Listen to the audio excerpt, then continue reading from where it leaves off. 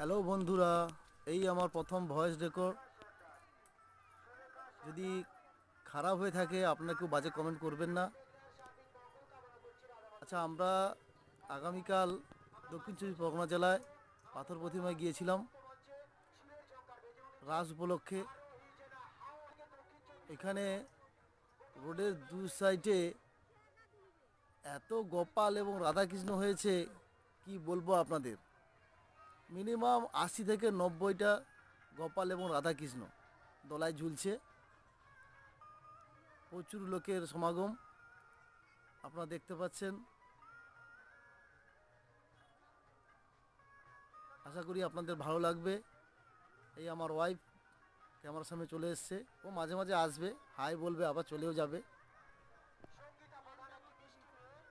আপনারা পাশে থাকুন নতুন নতুন ভিডিও আনার জন্য, সঙ্গে থাকুন।